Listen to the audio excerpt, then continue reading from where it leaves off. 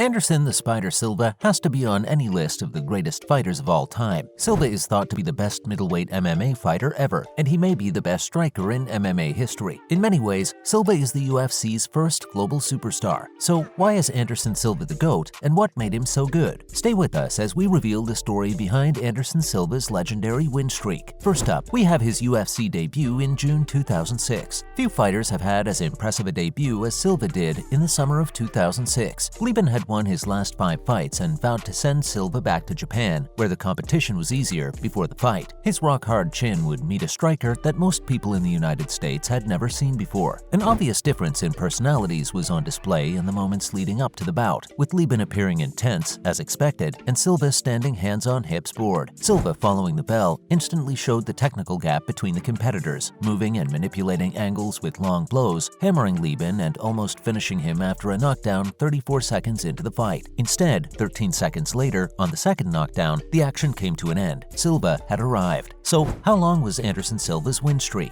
16 consecutive winning streaks, the record for the longest title reign, 2,457 days. He ended that streak with a series of spectacular knockouts that MMA fans all over the world loved. Even though Silva had planned to retire following his bout with Bonnar, he fought Chris Weidman on July 6, 2013 at UFC 162. Despite being the heavy favorite, his longest title reign in UFC history ended in the second round due to a knockout. And now, were Silva's opponents weak? The question of whether Silva dominated a weak division or was simply better than anyone else will likely remain long after he retires. But the facts showed that he usually faced off against strong opponents. His record of success against athletes who have held titles in major organizations speaks something about his ability. Silva went 6-0 with 5 knockouts and 1 submission against those opponents: Franklin Twice, Dan Henderson, Forrest Griffin, Vitor Belfort, and Nate Marquardt. None of the 6 fights made it through the second round. 4 of them were stopped in the first. There were a total of 283 victories, 68 defeats, 4 draws, and 3 no contests in Silva's previous opponents' records before their matchup with Silva. For that reason, it is clear that Silva was up against some formidable opponents. The majority of the time, he was in control of them as well. It's not enough that he won, it's how he achieved it. On 4 separate occasions, his opponents were unable to land even 10 strikes on him. Think about how powerful you would have to be to shut down an attack completely. Up next, was it Anderson's flexibility that made him good? People have said that Anderson was very athletic, but not as flexible as Cro Cop or Demetrius Johnson. This meant that when he kicked, especially if it was a high kick, he set it up with timing and threw with power and accuracy. Most of the kicks he threw looked like the ones above. They were technical kicks meant to knock his opponent down. Anderson had exceptional head movement, and he was famously skilled at dodging and slipping blows. His head movement during feints and counters left his opponent wide open for more attacks. Anderson's lightning-quick reflexes were the result of years of practice, so he knew how to perfect them. Silva's superiority was largely due to his lightning-fast reflexes and perfect accuracy with his distance predictions. In his prime, he had an uncanny ability to predict whether or not a punch from an opponent would connect, duck out of the way, and then counter right afterwards. His proficiency in this area separated him from the vast majority of MMA strikers of his era. As a result of his self-assurance in his ability to both evade and deliver blows, he was able to unleash some truly inventive strikes. We're thinking about the reverse elbow on Jorge Rivera and the front kick on Vitor Belfort. Or perhaps it was about control. Silva displays remarkable self-control by not charging the moment he realizes his opponent is injured. When he gets his opponent in danger, he slowly breaks them down with a low kick here, a pawing jab to a damaged fighter to annoy them and keep the cobwebs in place, and finally a big punch. It might be anything from a high kick to a knee to a straight right. It's possible that a series of blows to the ribcage will force a halt to the action. In his prime, Anderson was in command of everything. He set the tempo and maintained command of the situation. Highly sophisticated combos that begin with jabs and feints, patience, and then finishing their opponents in a fashion that poses the least risk to themselves are traits often found in elite professional boxers and kickboxers. Now, let's discuss his fighting style. Similarly to Floyd Mayweather, Vasyl Lomachenko, Manny Pacquiao, and Saenchai, Anderson is a ringmaster who decides when and how to stop a fight. There's also the fact that Mr. Silva has a high fight IQ, which he uses to switch up his strikes. His outstanding counter jab technique has been used in several fights. If his opponent had a similar stance, he would change his stance to throw a dipping jab or an overhand jab. This showed that he knew how to hit. The overhand jab is kind of like a counter before a strike. When thrown from an off angle, it goes down over a standard guard and, because of how it's set up, takes the head out of line, which means that his preemptive counter is the only way to stop it. He frequently delivered teep kicks, which are front kicks to the chest or even the face. He often uses it both to attack and to control the distance. It's not fun to get hit by this, not even close, and he would use it to dominate you. It would hold an opponent at bay bay, allowing Anderson to tear him apart with his reach and wits. And now, so what made him so good? His technical skill. When it comes to technical skill, there aren't that many that really meet that best ever discussion. One of them is Anderson Silva. During his runs, he has racked up a stunning variety of finishes in the octagon, which is certainly noteworthy. Anderson showed incredible versatility in the ring, scoring knockouts, technical knockouts, and submissions. 26 of his professional victories were determined by a finish. It's amazing to say the least. People like to recall Anderson's finishes in terms of the insane stunts he performed at the end of fights or in preparation for those finishes, breaking out from a clinch with flying knees, high kicks, and uppercut elbows. Anderson has incredible speed and originality in his strikes and submissions, but he also has superb technique. Mr. Silva is among the most patient and diligent athletes to compete in the UFC. Anderson never charges in when throwing a combo, swinging a power blow, or engaging in a bout with the wild abandon that is characteristic of other mixed martial arts competitors. His combos are usually introduced with a string of feints or a quick, crisp jab. Anderson's jab is perhaps one of the most accurate in boxing history. It is so effective and quick that it frequently prevents the opponent from counterpunching, leaving him vulnerable to Anderson's subsequent punches. Finally, we have the legacy. His first battle against Sonnen, in which he took a battering for over 4 rounds before finishing the fight with a devastating triangle armbar, is undoubtedly one of the most memorable of his career. Finally, his mettle was tested and his throne was threatened, but he resisted the temptation to give in to the pressure of the moment and his opponent's force. Although that was the defining moment when it became clear that Silva's character matched his championship-level talent, Silva will be remembered for many other moments he created. Franklin was no match for his violent clinch, the savage manner in which he strangled Henderson, him joking around with Griffin. In a sudden turn of events, he gave up to Sonnen. Belfort, his most vile adversary, was knocked out with a front kick. With time, though, the man became happier spending time with his family than in the ring, not up until 2020. From not resonating with fans to not finishing up fights with tougher opponents like Orton and Jackson, diehard fans might say his decision, or rather indecision, was a mistake. But this man still remains one of the greats. Many still view his omission from the UFC Hall of Fame is due to these reasons. Although mixed martial arts (MMA) is still growing as a sport, even a sample size shows that the sport is so complex that primes are over in the blink of an eye because it is so physically taxing. That was not the case for Silva, who seems to defy every norm. No one has ever done it like Silva, and at 47, the spider may still have webs to weave. And that's it. Thanks for watching. What's your favorite Anderson Silva finish? We'd love to hear your thoughts in the comment section. See you in the next one.